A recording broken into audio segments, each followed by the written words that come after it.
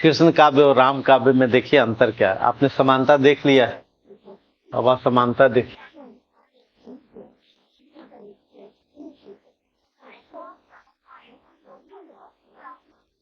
और सबसे पहले जो आप पूछ रहे थे उस सवाल का कि ये लोक रंजन और ये है लोक मंगल।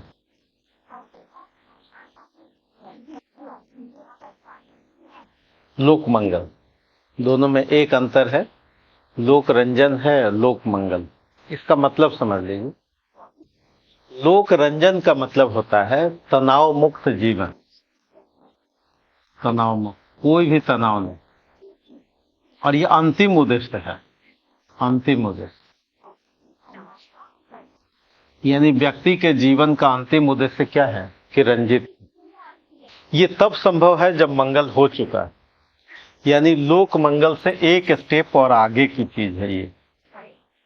लोक मंगल हो गया है ना, सब भला हो गया, लेकिन उसके बावजूद भी जैसे कोई आईएएस बन गया तो चलिए हो गया, लेकिन जो आईएएस है वो भी तो तनाव में है, तो उसके एक और कदम आगे है रंजन। तो कृष्ण की जो भक्ति है वो लोक रंजन की तरफ ले जाती है, यानी जो अंतिम आनंद की स्थिति है वहां तक ले जाती है।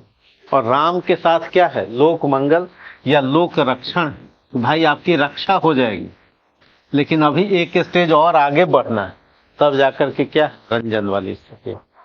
इसलिए कृष्ण को पूर्ण अवतार कहा जाता है। कृष्ण कैसे हैं, पूर्ण अवतार। यानी भारतीय फिलॉसफी में, भारतीय संस्कृति में यदि कोई पूर्ण अवतार की कल्पना है ईश्वर में, तो जो पूर्ण ईश्वर है उसका नाम क्या है, कृष्ण। ठीक है, तो कृष्ण वाली भक्ति एक स्टेप आगे है किससे, राम की भक्ति वाला जो लक्ष्य है उससे। क्लियर हुआ। दूसरा, इसमें वात्सल्य चित्रण अधिक, वात्सल्य वर्णन ये अधिक, और इसलिए कहा जाता है कि वात्सल्य वर्णन के सम्राट हैं, किंग हैं सूरदास। लोक रक्षण का मतलब राक्षसों से रक्षा हो गई आपकी। राम राक्षसों से, रावण की समाप्ति के बाद राक्षसों से मुक्त कर दिया उन्होंने, लेकिन मुक्त करने के बाद भी तो समस्या आएगी। लेकिन यहां पर क्या है, यहां पर तनाव ही नहीं है, रक्षण तो है ही। इंद्र से भी अभी गोवर्धन पूजा हुआ, गोवर्धन पर्वत उठाया और लोगों से क्या किया, प्राण दिया, मतलब मुक्त कर दिया, कंस से मुक्ति दे दी। लेकिन उसके बाद गोपियों के साथ रास भी है, मतलब फिर जीवन में तनाव भी नहीं, यानी एक और स्टेज आगे। रक्षा तो हो ही गई, लेकिन उसके आगे भी हम जीवन में तनाव मुक्त कैसे रहें, इसका लेसन भी कृष्ण काव्य से मिलता है। इसलिए कृष्ण के चेहरे पर कोई तनाव नहीं है, कोई गुस्सा नहीं, और जो इनके साथ है, इनके भक्त है, वो भी मस्ती में रहते हैं। लेकिन वहां पर क्या है कि केवल रक्षा हो गई, फिर आगे तनाव होगा ही, यानी एक स्टेप आगे। समझ में आया। यानी आप सीधे समझने के लिए कहिए कि ये ग्रेजुएशन है, ये पोस्ट ग्रेजुएशन है, अब तो समझ में आया ना, एक स्टेज आगे। क्लियर हुआ। तो वो क्या है, लोक मंगल उसको कहते हैं। अगर ये यहां पर ये लोक रंजन अगर यहां लिख देंगे तो मार्क्स कट जाएगा, है ना। ये सब बारीकियां, शब्द कहां पर कौन सा यूज करना है। जैसे अगर कोई विद्यार्थी यहां लोक रंजन असावधानी से भी लिख दिया, है ना, लिख सकता है, उसको लगेगा कि भाई दोनों तो एक ही जैसा है, तो इसका मतलब है कि वो नहीं समझा राम काव्य को और उस शब्द को नहीं समझा। तो उदार वाला एक दो अंक काट लेगा, कोई कम उदार होगा वो ज्यादा काट लेगा, लेकिन काटेगा जरूर, अंक काटेगा, क्योंकि आपने गलत शब्दावली का गलत जगह प्रयोग किया। जो कंसेप्ट से, जो भक्ति आंदोलन का जो अपना कंसेप्ट है उस विषय का, उसमें गलती की है आपने। क्लियर है। तो यहां पर जो शब्द यूज है वो क्या है, लोक मंगल। ठीक है, यहां पर जो शब्द यूज हुआ वो क्या है। इसलिए कृष्ण के हाथ में बांसुरी है। बांसुरी का मतलब क्या हुआ कि अंतिम रंजन वाली स्थिति, हमको कोई तनाव भी नहीं है, न किसी से डर है, मुक्त अवस्था है। इसलिए इसको शुक्ल जी कहते हैं सिद्धावस्था। इसको कहते हैं सिद्धावस्था। रामचंद्र शुक्ल जी ने यह शब्द दिया कि कृष्ण काव्य क्या है, सिद्धावस्था का साहित्य है, और जो राम काव्य है वो साधनावस्था का साहित्य है। साधना मतलब अभी संघर्ष है। ये शब्द किसने दिया? आचार्य रामचंद्र शुक्ल ने हिंदी आलोचना में। सिद्धा मतलब पूर्ण हो गया, पूर्णावस्था, सिद्ध। हाँ, पूर्ण, पूर्ण लक्ष्य प्राप्त हो चुका, लक्ष्य की पूर्णता हो गई। हमने कहा ही था कि एक स्टेप आगे है ये। भाई अब कुछ बचा नहीं, कंप्लीट हमको मिल गया। और कंप्लीट क्या है? जीवन में आपको क्या चाहिए? आनंद, है ना? साधना का मतलब हुआ संघर्ष की अवस्था। अभी संघर्ष चल रहा है, संघर्ष अवस्था। हाँ, किसके लिए? राम काव्य के लिए। यानी राम काव्य संघर्ष यानी साधनावस्था की स्थिति है, जबकि कृष्ण काव्य कैसा है? सिद्धावस्था। और तब शुक्ल जी कहते हैं, हम लोग आलोचना में पढ़ेंगे कि ये वाली स्थिति ज्यादा अच्छी है कि हम संघर्ष में, उनके विचार से। तो हम लोग आलोचना में पढ़ेंगे जब शुक्ल जी की आलोचना हो। तो ये समझ गए आप, कृष्ण काव्य किसका है? लोक रंजन। और वात्सल्य वर्णन यहाँ पर डिटेल है, इसलिए सूरदास को कहा जाता है कि वात्सल्य वर्णन के सम्राट।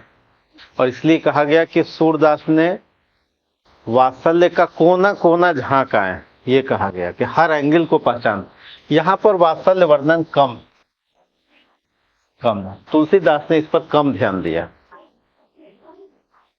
वात्सल्य वर्णन पर कम ध्यान दिया। हम डिफरेंस बता रहे हैं, हम इक्वल पोजीशन बता चुके हैं कि आर्ट्स तो समान है बातें, जो असमान बातें हैं दोनों में, इसकी चर्चा कर रहे हैं।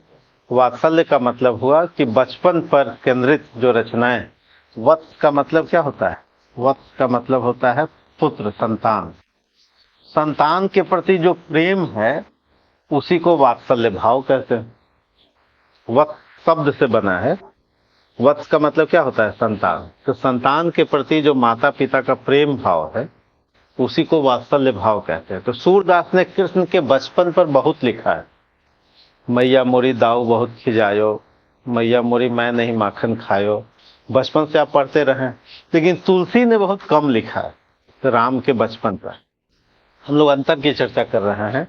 चौथा जो अंतर है, यहां पर संगीत का महत्व तो ज्यादा है। बांसुरी हमेशा है कृष्ण के पास, बांसुरी हमेशा कृष्ण के पास, और इनके पास कम महत्व है। इनके पास धनुष है, राम के पास क्या है? धनुष है, क्योंकि रक्षा करनी। संगीत का महत्व कम है राम काव्य में। तुलसीदास ने इस पर बहुत कम चर्चा की, लेकिन सूरदास ने तो खूब। यानी संगीत भी एक थेरेपी है, एक उपचार है। इसलिए आप देखते होंगे कि आजकल जो बड़े बड़े हॉस्पिटल में भी मधुर संगीत बजता है। संगीत भी क्या है? एक थेरेपी, जिस पर सूरदास ने अपना ध्यान दिया, जबकि राम काव्य में संगीत का महत्व कम है। राम के हाथ में धनुष है, रक्षा की बात राक्षसों से। और अंतर देखिए,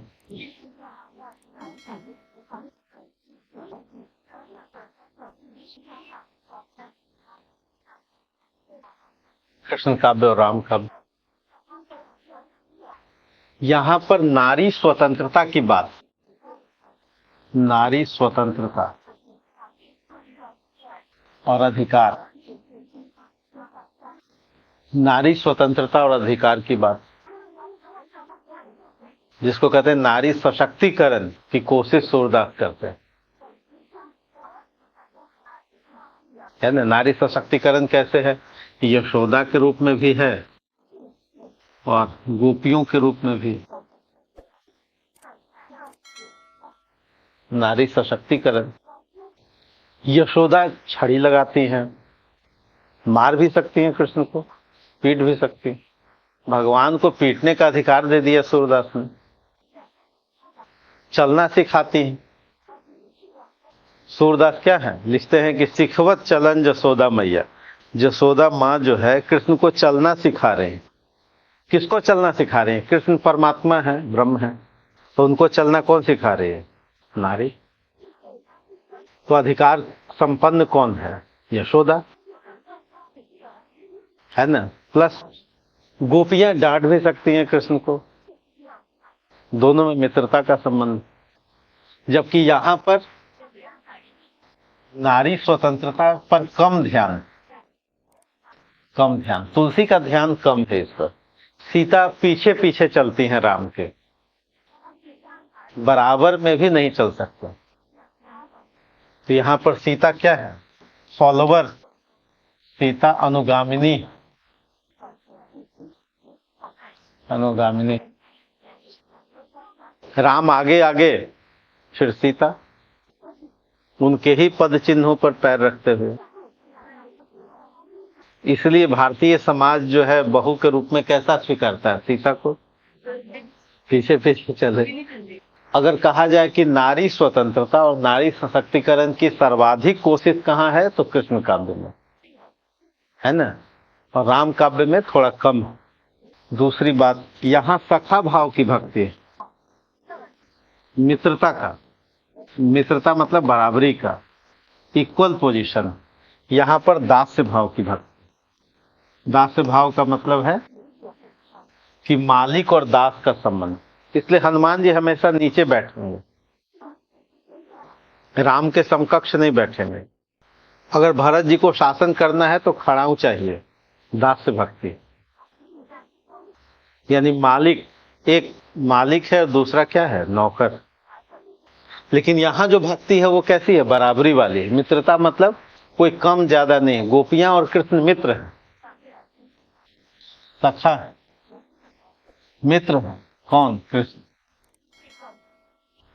अगर सुदामा को भी करना है तो दोनों मित्र हैं, बराबरी वाला मामला है। तो अगर कहा जाए आपसे कोई इंटरव्यू में या एग्जाम में पूछे कि प्रगतिशील प्रोग्रेसिव ज्यादा कौन है कृष्ण काव्य, किसकी तुलना में? राम काव्य की तुलना में। आधुनिक चिंतन ज्यादा है कृष्ण में, कृष्ण काव्य में। यानी मॉडर्न थॉट की अगर तुलना कीजिए तो राम काव्य की तुलना में ज्यादा मॉडर्न विचार किसके हैं? ये ऐसे लगता है जैसे आज के विचार हो, 21वीं सदी के। आज कहा जाता भाई नारी पुरुष दोनों बराबर है। ये बराबर की कल्पना सूरदास ने 15वीं, 16वीं, 17वीं सदी में की। इसलिए कृष्ण काव्य को ज्यादा प्रोग्रेसिव माना जाता है। हमने कहा था कि ज्ञान के कई एस्पेक्ट हैं। ज्ञान अनुभव से मिलता है, नहीं किताब से भी मिलता है, लेकिन अनुभव से, प्रकृति से, समस्या से, विचार से, सुन करके, गुन करके कई स्तरों पर ज्ञान मिलता है। उसमें एक पार्ट है कोचिंग से भी मिलता है, नहीं एक हिस्सा। अगर 100 तरीके से ज्ञान मिलता है उसमें एक हिस्सा क्या है ना। लेकिन लोग वही एक हिस्से को ही प्रोमिनेंट समझने लगता है। कबीर ने कहा कोई कोचिंग की? नहीं की। सूरदास ने नहीं की।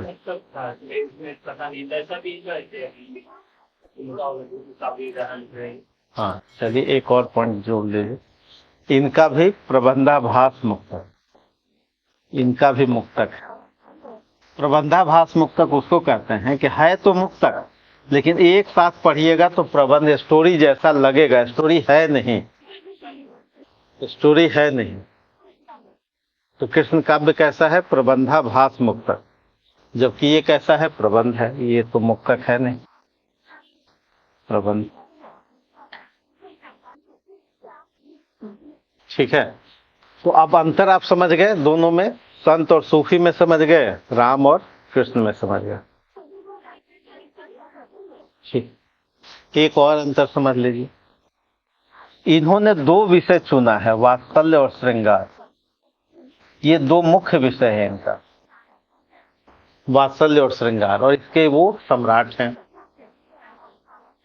जबकि राम काव्य में संपूर्ण विषय, जो विषय आप सोच सकते हैं वो सब है। यानी ज्यादा बड़ा एरिया कवर करते हैं तुलसी। तुलसी के रामचरितमानस में प्रत्येक विषय जो आप सोच सकते हैं पर्यावरण से लेकर के सब कुछ, एजुकेशन, पॉलिटिक्स, इकोनॉमी, साइकोलॉजी, सब। लेकिन कृष्ण काव्य में दो विषय है मुख्य रूप से। वो दो विषय कौन सा है? वात्सल्य और श्रृंगार, और इसमें वो श्रेष्ठ है। जबकि तो रामचरितमानस जो किताब है ना, रामचरितमानस में बहुत सारे विषय हैं। इसलिए अगर कहा जाए कि व्यापकता विषयों के स्तर पर वो सबसे ज्यादा कहाँ है? राम काव्य मतलब रामचरितमानस। ठीक है।